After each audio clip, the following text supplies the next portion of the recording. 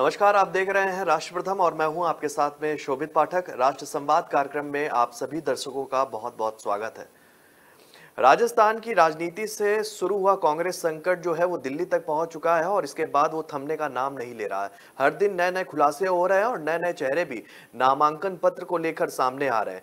और कल एक वीडियो वायरल हो रहा है, हालांकि हम उस वीडियो की पुष्टता की जो है नहीं करते हैं, पुष्टि नहीं करते हैं वीडियो की, लेकिन वो अजय माकन का वीडियो बताया जा रहा है और उसमें उस वीडियो के माध्यम से अजय माकन कहते हुए दिखाई दे रहे हैं कि लगातार हमारी जो संख्या, हमारे गुट की संख्या वो लगातार बढ़ती जाएगी। इसी मुद्दे पर हम सीधे जुड़ेंगे हमारे नेशनल एडिटर मयूर जानी जी के साथ में और उनसे ही जानेंगे कि इस वीडियो के मायने क्या है और जिस तरीके से एक नया वीडियो ने फिर से राजनीतिक सरगर्मी को बढ़ा दिया है, क्या कुछ वो कहना चाहते हैं इस पर।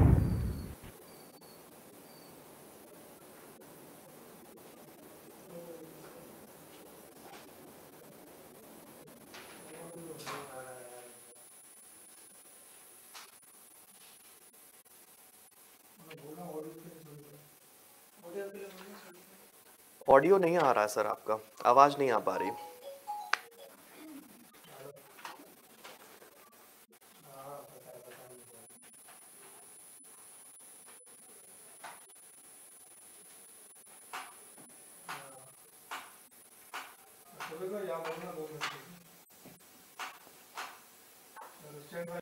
जी,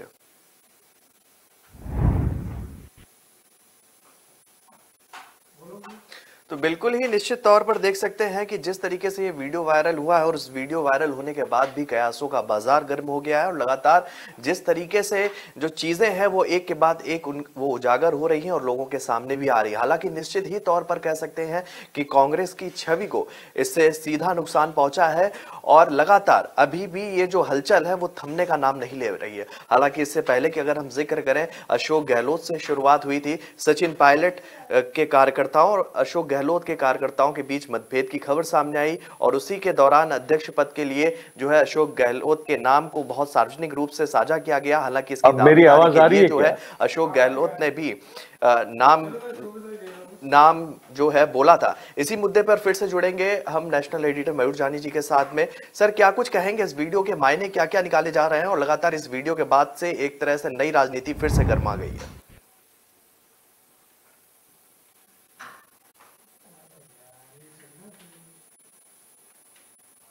मेरी आवाज आ रही है ना आप लोगों को?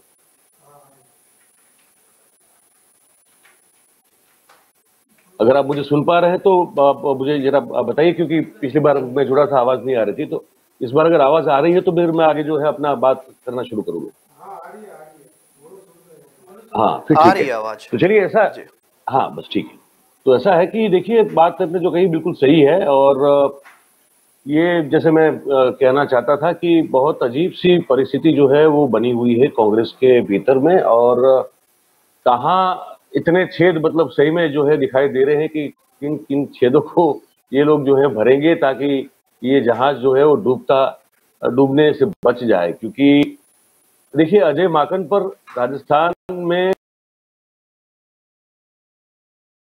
आवास हो या फिर जोशी जी हो, इन सब का जो है बिल्कुल एक सीधा स्पष्ट उन्होंने हमला कर दिया था, आरोप लगा दिया था कि ये एक एजेंडा सेट करके ही राजस्थान आते रहते थे। और जब पिछली बार भी पर्यवेक्षक के तौर पर आए तब भी उनका एजेंडा बड़ा क्लियर था कि वो सचिन पायलट को ये मुख्यमंत्री बनाना चाहते थे। अब ये जो वीडियो है, एक बार हम चाहते हैं कि एक बार ये जो, अब जैसे आपने कहा हम पुष्टि नहीं कर रहे, लेकिन अब उसमें दिखाई तो वही दे रहे हैं और जो हमको सुनाई भी दे रहा है, तो एक बार वो देख लें, हम दर्शकों को दिखा दें, तो उसके बाद फिर हम लोग आगे कुछ बात कर सकें।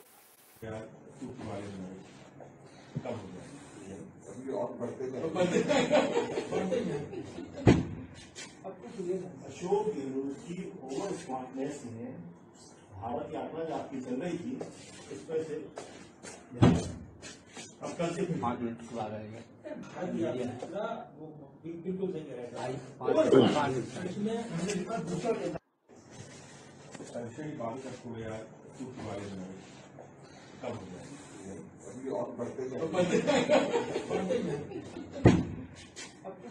अशोक गहलोत की ओवर स्मार्टनेस में भारत यात्रा जो आपकी चल रही थी, इस पर से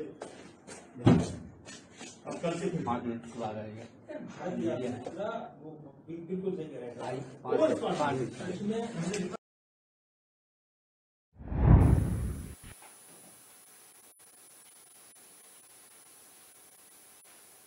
तो वीडियो का बाहर आना और लीक होना या कहीं प्रकट होना और फिर उस पर जो है गहलोत गुट के फिर जो जितने भी समर्थक हैं उन सबका फिर आप देखेंगे तो यादवा स्थली जैसा माहौल हमको दिख रहा है कांग्रेस में। हालांकि गहलोत बिल्कुल नहीं चाहते हैं। गहलोत ने अपना रुख और रवैया बड़ा स्पष्ट कर दिया। कल जब वो सोनिया जी से मिले थे, उन्होंने जाते ही जो है कहा जा रहा है सीधी उन्होंने माफी मांगी और कहा कि जो कुछ भी हुआ है तो उसके लिए बहुत वो शर्मसार है और वो इसको रोक नहीं पाए। अपने समर्थकों के जो बर्ताव रहा तो उसके लिए वो शर्मिंदा है और इससे कांग्रेस की जो किरकिरी हुई है उसके लिए भी उनको वो माफी मांग रहे हैं। ऐसा इस तरह का उन्होंने कहा है, ऐसी बात बाहर आ रही है। तो अशोक गहलोत ने तो वही जो है अपनी एक वफादारी एक बार फिर से दिखा दी, बड़ा मन रख के। इतना उनका उनका इस तरह का अपमान हुआ है इस पूरे मामले में शोभित जी कि शायद ही किसी राजनेता का इतने अपने राजनीति के चरम पर होते हुए कभी शायद ही हुआ होगा। क्योंकि हम सब जानते हैं, इस बात पर चर्चा अभी थोड़ी बहुत पहले कर चुके हैं कि कांग्रेस में अगर आज की तारीख में सही अर्थ में कोई एक ऐसा राजनेता हो जो बहुत मैच्योर हो और जो जानता हो कि भारतीय जनता पार्टी का मुकाबला कैसे कर सकते हैं और जिस पर अब तक कोई दाग ना लगा हो किसी भी प्रकार का, जो हर तरह से सक्षम हो अध्यक्ष पद को संभालने के लिए, ऐसा एकमात्र अगर व्यक्ति था तो वो अशोक गहलोत थे। अब वो जो भी हुआ पिछले 4 दिनों में उसकी वजह से अब वो ना तो सिर्फ अध्यक्ष पद की रेस से बाहर है, लेकिन साथ में अब वो बिल्कुल अपने आप को जो है लो प्रोफाइल रखना और बिना, मुझे तो ये मतलब ये मेरा मानना है कि बेकसूर होते हुए भी माफी मांगना और गद्दार साबित होने वाला मामला उनके साथ हो गया है, लेकिन फिर भी उन्होंने माफी मांगी। पर ये अब जो वीडियो लीक हुआ है तो ये कहीं ना कहीं, जैसे आपने कहा, पुष्टि तो हम नहीं कर पाएंगे क्योंकि इसकी तो फोरेंसिक जांच हो तभी फिर ये कहा जा सकता है कि ये जो वीडियो में दिखाया जा रहा है और जो बोला जा रहा है वो सच है। लेकिन जो दिख रहा है हमको, लोगों को भी जो दिखा, वो ये है कि भाई वो इससे साबित तो होता ही है कि वो देखिए ना, उसमें तो वो कांग्रेस की भारत जोड़ो यात्रा की भी वहां मजाक बन रही। वहां वो जो है वो लोग ठहाके लगा के हंस रहे हैं और यात्रा की बात शुरुआत करने के बाद जो सज्जन वहां बैठे हैं वो 2 हाथ से ऐसे यूं करके झटक के मतलब इशारा करते हैं कि अब वो तो ठीक है, खत्म ही है, उसमें कुछ होने वाला नहीं है। और फिर अपने साथ ज्यादा लोग जुड़ेंगे आने वाले दिनों में। मतलब विधायक की गुट जो पायलट के समर्थन में जो विधायकों की बात हुई थी उसको लेकर ये पूरा मामला था। तो ये अब दर्शाता है कि एक फूट है या एक साजिश थी या एक एंगल ऑलरेडी पहले से सेट किया गया था और उसमें बिल्कुल ये भी तय लग रहा था कि कैसे भी करके सचिन पायलट को बनवाना था मुख्यमंत्री और अशोक गहलोत को राष्ट्रीय अध्यक्ष बनने से पहले ही वहां से मुख्यमंत्री पद से उनको हटाना था। तो अब ये किस और लेके जाएगा पूरा मामला, ये भी देखना होगा। और आज 30 तारीख है, आप जानते हैं, आज तो फिर नामांकन का दिन है। तो मुझे लगता है आप इस बारे में कुछ हमसे अगर संवाद करना चाहे तो उस पर भी हम बात करना चाहेंगे। बिल्कुल बिल्कुल, जिस तरीके से अभी सामने आज खबर भी चल रही है कि दिग्विजय सिंह जो है उन वो अपना नाम जो है वापस ले सकते हैं। हालांकि कल उन्होंने नामांकन का पर्चा लिया था और अभी जो हमारी मीडिया चैनल्स के माध्यम से हम लोग तो ये खबरें पहुंच रही हैं कि जो दिग्विजय सिंह है उनसे मल्लिकार्जुन खड़गे मुलाकात करेंगे कुछ ही देर बाद और दिग्विजय सिंह जो हो सकता है कि वो नाम वापस लेंगे। आपको लगता है कि दिग्विजय सिंह नाम वापस ले सकते हैं? देखिए, कल मैं किनका इंटरव्यू देख रहा था दिग्विजय सिंह का, जी। कल देर रात को उन्होंने दिया था। कल एक माध्यम को दिया था उन्होंने इंटरव्यू, देख रहा था। तो मैं रहस्यमय रूप से उनको जो पत्रकार थे वही पूछ रहे थे कि आप ये इस तरह से क्यों मुस्कुरा रहे हैं। मतलब कुछ मिस्चीवियस सी मुस्कान थी उनकी और रहस्य से भरी मुस्कान थी उनकी। तो कहा, तो कह रहे थे कि देखिए 30 तारीख कल है, कल का दिन जाने दीजिए, कल शाम तक देखिए क्या होता है। तो वो इतना तो स्पष्ट कह रहे थे, जो हम सुना हमने, कि वो कह रहे थे कि मैं बिल्कुल नामांकन भरने वाला हूं। फिर उनको ये पूछा गया कि क्या आप पार्टी की ओर से ऑफिशियल कैंडिडेट है, जैसे अशोक गहलोत थे अब तक, तो उन्होंने कहा कि नहीं, मैं ऑफिशियल कैंडिडेट तो नहीं हूँ, लेकिन मैं अब क्योंकि हमारे यहाँ लोकतांत्रिक प्रक्रिया के तौर पे कोई भी जो है जो एआईसीसी का मेंबर होता है तो भर सकता है, तो मैं भी हूँ मेंबर, तो मैं भरना चाहूंगा, तो इसलिए मैं भरूंगा। और तब जब बात, ये कल रात की जब बात हम सुन रहे थे, तो वो बोल रहे थे कि शशि थरूर और हम दोनों जो हैं वो एक ही आइडियोलॉजी को फॉलो करते हैं, गांधी और नेहरू की फिलोसफी को फॉलो करते हैं, आइडियोलॉजी को फॉलो करते हैं, और चाहे वो बने या मैं बनूं, उसमें उससे कोई फर्क नहीं पड़ता, लेकिन एक हेल्दी एक जो है वो पार्टी के अंदर जब चुनाव होने जा रहा है तो एक मुकाबला होना चाहिए। तो इसलिए मैं भी चाहूंगा कि मैं अपना नामांकन भरूं। फिर उन्होंने बड़े रहस्यमय अंदाज से ये भी कहा कि देखिए 30 तारीख नामांकन भरने की तारीख है और 4 अक्टूबर जो है वो नामांकन वापस खींचने की तारीख है। तो उन्होंने कहा कि देखिए उस समय कौन डटा रहता है और कौन नामांकन जो है अपना वापिस करता है, खींच लेता है। तो ये भी एक उन्होंने जो है कुछ ऐसे इशारों में कल बात की है जो हमने सुनी है। और एक बड़ा, अब देखिए यही दिग्विजय सिंह है, मतलब ये इनकी खामी या खासियत या खूबी जो भी माने, इसको आप कैसे भी लेना चाहें, लेकिन ये कल उनको पूछा गया था कि भाई आप मतलब अगर आप बनेंगे या फिर कोई शशि थरूर बनेंगे या खड़गे बनेंगे तो फिर तो वही होगा ना कि मतलब अगर अगर मतलब गहलोत भी बन जाते तो वही होता कि गांधी परिवार नाम से सिर्फ नहीं है पार्टी अध्यक्ष, लेकिन फिर चलती तो गांधी परिवार की ही चलती। तो उन्होंने जो है बड़ा मुखर होकर बोला, उन्होंने कहा कि तो उसमें गलत क्या है। उन्होंने कहा कि आप लोग परिवारवाद के खिलाफ इतने क्यों हो। तो उनको पूछा, कहा गया कि भाई देखिए आप परिवारवाद को लेकर ही तो आपकी पार्टी की ये अवदशा हुई है, तो आप अब इससे अगर निकलना है तो कोई में न्यूट्रल, सही में ऑब्जेक्टिवली न्यूट्रल आदमी जो है वो चाहिए जो पार्टी की कमान संभाले। तो दिग्विजय सिंह ने बड़ा साफ होकर कहा, मतलब उसमें उस चीज को कहने में ना उनको कोई हिचकिचाहट हो रही थी, ना उनको कोई किसी तरह की शर्म आ रही थी, मतलब वो उसको बड़े सहज रूप से कहा उन्होंने। उन्होंने ये कहा कि देखिए गांधी परिवार जो है या नेहरू और गांधी परिवार जो है, इस परिवार ने आजादी से पहले भी अपना जो था वो मिल्कियत वगैरह सब जो है देश की सेवा के लिए दान की थी, आजादी के बाद अपना जीवन का बलिदान दिया। और इस परिवार में 2 ऐसे प्रधानमंत्री हो चुके हैं जिन्होंने देश के लिए अपनी जो है शहादत दे दी है। तो इस परिवार का महत्व जो है वो तो कांग्रेस में कभी खत्म हो ही नहीं सकता। और दूसरा उन्होंने कहा कि इस परिवार के प्रभाव के बिना कांग्रेस चल भी नहीं सकती। ये मतलब इतना साफ है इस मामले में। एक तरफ नरेंद्र भाई इनकी बैंड बजा रहे हैं ये कह के, और अब देखिए उनको पब्लिक सपोर्ट भी कर रही है। दूसरी ओर इनकी यही सोच अभी भी बनी हुई है, यही मानसिकता अभी भी बनी हुई है कि वो ये मानते हैं कि नहीं भाई ये तो आपको क्या खराबी लगती है, ये परिवार के बगैर तो कांग्रेस कांग्रेस है ही नहीं। ये भी उन्होंने बड़ा कल साफ देख रहे थे तो वो बता रहे थे। अब ये बात हो गई, तो वो अब रहस्यमय रूप से कुछ कहना चाहते थे। अब उसके पीछे की बात, मतलब अंदर की बात क्या है, वो हम पर छोड़ दी है। तो हम समझ रहे हैं जो कल की पूरी बातचीत हम जो सुनी, तो हमको लगा कि हो सकता है कि वो कुछ ऐसी कुछ बाजी उन्होंने संजो के रखी हो या संजोने की कोशिश कर रहे हो, जहां पे वो जो है वो आखिरकार 4 तारीख तक वो डटे रहें और बाकी नाम जो है वो विड्रॉ हो जाए। हमको जो अभी लग रहा है वो ये लग रहा है। बिल्कुल तो एक मल्लिकार्जुन बड़ी खड़गे अगर हो हाँ सकता है कि नामांकन भर भी दे। मैं आपको यहाँ पे उससे भी जुड़ा हुआ सवाल पूछना चाहता हूँ।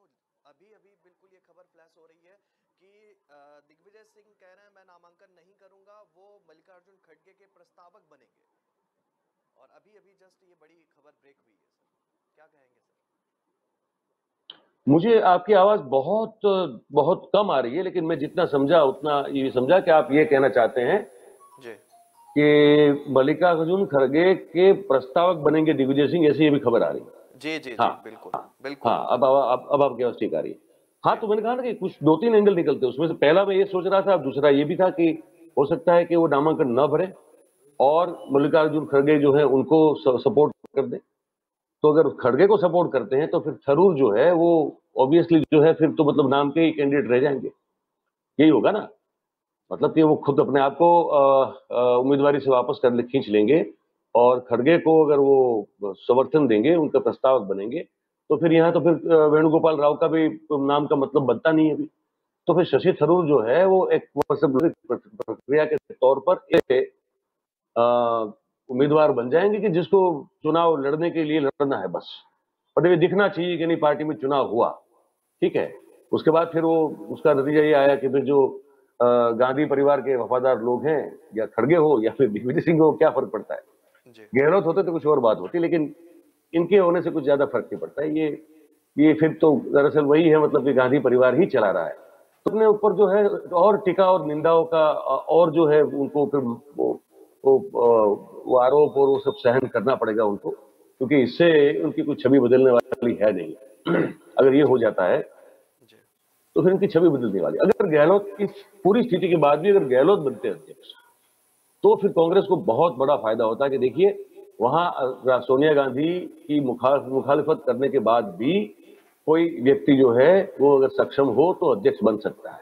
अगर ये लॉजिक इनके दिमाग में अगर बैठता तो कुछ मामला अलग होता, कांग्रेस की छवि कुछ अलग हो जाती। लेकिन ये लोग जो है, जैसे कहते हैं ना, मोदी जी के लिए कहते हैं कि उनके भक्त बड़े अंधे होते हैं, हमको लगता है कि वहां नहीं है, यहाँ भी वही है, कांग्रेस में भी वही है कि भक्ति तो अंधी है। यहाँ पे जो लोग अभी भी इस चीज को समझना नहीं चाहते हैं, तो मतलब कि वो भी अंधे भक्त है, तो दोनों में फर्क क्या रहा।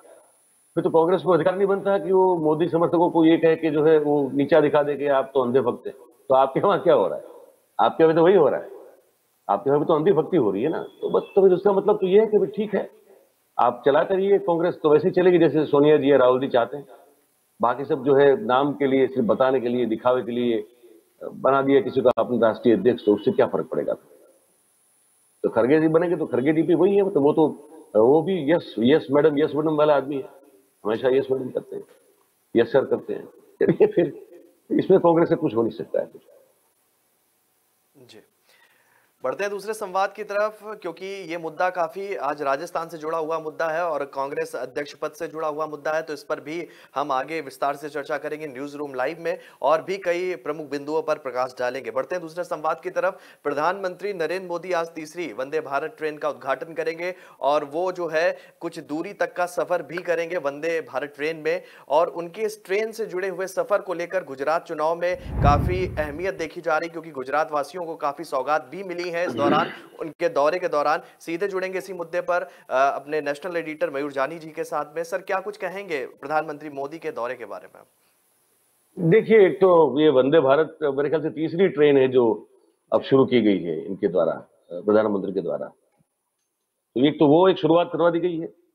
अब आपने देखा भी होगा, 2 दिन पहले हमने भी वो वीडियो चलाया था, जो हमको सब जगह था, हमने भी चलाया था कि अब अहमदाबाद रेलवे स्टेशन जो है, जिसको कालूपुर रेलवे स्टेशन कहते हैं, जो कालूपुर इलाके में स्थित है, तो अब उसको जो है मोढेरा के सूर्य मंदिर की डिजाइन पर, ये उसी को ध्यान में रखते हुए पूरा अलग से डिजाइन किया जाएगा और 10,000 करोड़ रुपए का एक खर्च होगा उसमें, और बड़ा अत्याधुनिक उसको बना दिया जाएगा, और मेट्रो से भी सीधा कनेक्टेड रहेगा और ट्रेन भी कनेक्ट रहेगी। तो ये बेसिकली वही जापान के रेलवे स्टेशन जितने भी हैं उनकी एक उसी से प्रेरित ये पूरा मामला होगा। अच्छी बात है। और इंफ्रास्ट्रक्चर और खास करके यातायात के मामले में हम लोग जितना तेज, अच्छा और आगे सुरक्षित रूप से आगे बढ़ सकते हैं, उतनी ही देश की जो विकास यात्रा है उसमें तेजी आएगी। तो ये तो बहुत जरूरी बात हो जाती है।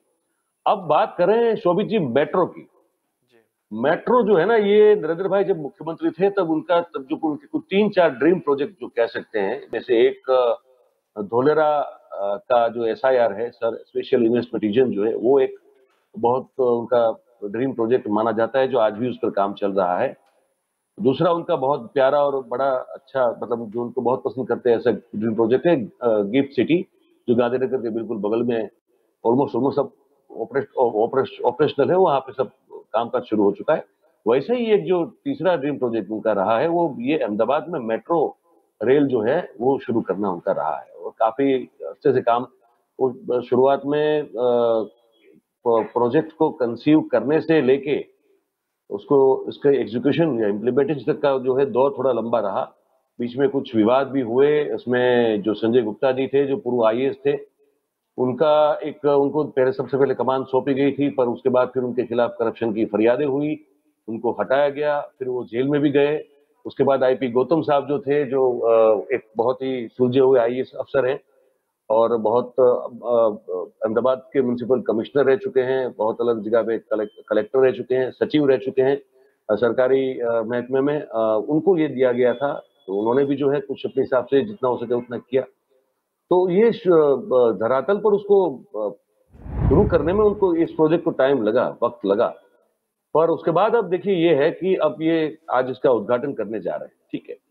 और जिसको कहते हैं अहमदाबाद मेट्रो रेल फेज 1 का जो वेस्टर्न कॉरिडोर है, जो थलतेज से एक जाता है, थलतेज से लेके वस्त्राल तक, ठीक है। तो वो जो है वहां से, और दूसरा जो है आपको बताओ, आपको पूर्व और पश्चिम दोनों कॉरिडोर में ये कैसे जोड़ता है। तो इससे बहुत सारे फायदे, अगर इसका ठीक से अगर यात्री बन के जो है नगरजन इस्तेमाल करेंगे तो बहुत फायदा भी हो सकता है। मैं बताऊं क्या क्या चीजें हैं। जैसे पूर्व और पश्चिम कॉरिडोर है, इसमें कालूपुर रेलवे स्टेशन, घीकाटा, शाहपुर, फिर जो पुरानी हाईकोर्ट है वो है, एसपी सदाप्रद स्टेडियम जिसका अभी और नवीनीकरण होने जा रहा है, फिर कॉमर्स 6 रास्ता से लेके गुजरात यूनिवर्सिटी, गुरुकुल रोड, दूरदर्शन का जो केंद्र बना हुआ है वहां से लेके थलतेज तक वो जाएगा, ये इसका रूट रहेगा। जबकि फिर वो जो उत्तर दक्षिण कॉरिडोर है वहां पे फिर मोटेरा, साबरमती से लेके अहमदाबाद इलेक्ट्रिसिटी कंपनी का जो ऑफिस है वहां से लेके रानी, वाड़ज और विजयनगर, उस्मानपुरा, और अगेन पुरानी हाईकोर्ट वहां जो है क्रॉस जंक्शन होगा, और फिर गांधीग्राम, पालड़ी, गांधीग्राम भी रेलवे स्टेशन है वहां पे, वो पालड़ी श्रेयस क्रॉसिंग को क्रॉस करते हुए राजीव नगर से जीवराज पार्क को क्रॉस करते हुए फिर वो एपीएमसी जहां बना हुआ है अहमदाबाद में वहां तक वो चला जाएगा। तो ये जो है इस तरह से पूरा एक अहमदाबाद को कवर करने की कोशिश की गई। अब ये है कि 22.5 किलोमीटर का अगर एक आप पूरा चक्कर लगाते हैं तो उसके लिए जो टिकट रखी गई है वो 25 रुपया रखी गई है। और ये जो मेट्रो ट्रेन है जो भी शुरुआती दौर में अभी जो काम करना, दौड़ना शुरू करेगी, तो वो ट्रेन जो है उसमें 3 कोच लगने वाले हैं। आगे जाके उसमें 3 से बढ़कर 6 कोच भी लगाए जा सकते हैं। और सभी कोच जो है वो स्टेनलेस स्टील से बने हुए हैं। और जो रोलिंग स्टॉक अगर ट्रेन को उसकी अगर बात करें हम लोग, तो उसमें जो है 32 ट्रेन जो है सेट्स हैं। 96 जो है ट्रेन के कोचेज हैं, मतलब डिब्बे हैं। और लंबाई इसकी रहेगी कुछ 22.6 मीटर की, और जो चौड़ाई है वो रहेगी कुछ 2.9 मीटर की, और इसकी ऊंचाई रहेगी 3.98 मीटर्स की रहेगी। और दोनों जो कॉरिडोर, मतलब पूर्व से पश्चिम और उत्तर से दक्षिण जाने वाला जो कॉरिडोर है, तो उसमें जो टिकटों का दर रहेगा वो अलग अलग स्टेशन के लिए 5 रुपए से लेकर 25 रुपए तक का सफर का रहेगा, ठीक है। और फिर उसमें मतलब कितने किलोमीटर पर कितना रुपया है वो फिर वो अलग से एक मामला हो जाता है, तो वो भी होने वाला है। और इसको जो है आप मतलब समझ लीजिए कि बचत भी इससे बहुत सारी हो जाएगी लोगों की। मतलब कि समझ लीजिए कि अगर इसका इस्तेमाल लोग करना शुरू करते हैं तो एक छोर से दूसरे छोर तक वो 40 से 50 मिनट के बीच में पहुंच जाएंगे, जो बहुत बड़ी बात होगी। क्योंकि अगर आप समझ लीजिए कि अहमदाबाद के पूर्व से पश्चिम छोर पे भी जाना हो तो आपको 19 से करीब 19 या 19 से ज्यादा ट्रैफिक सिग्नल क्रॉस करने पड़ेंगे। और आपको मतलब पहुंचने में अगर दिन में निकले तो आपको 1 से 1.5 घंटा तो मिनिमम हो जाता है। और वही हाल जो है उत्तर से दक्षिण कॉरिडोर का है। अगर उत्तर के छोर से दक्षिण के छोर पे गए तो भी आपको उतना ही टाइम लग ही जाएगा, क्योंकि बहुत बीच और डेंस है और बहुत ट्रैफिक है, ट्रैफिक सिग्नल है। तो यहाँ वो अंतर जो है आप 35-40 मिनट के अंदर जो है इसको खत्म कर सकते हैं। 25 रुपए मैक्सिमम टिकट का दर है। तो मुझे लगता है कि इसका लाभ जो है अहमदाबादियों को लेना चाहिए।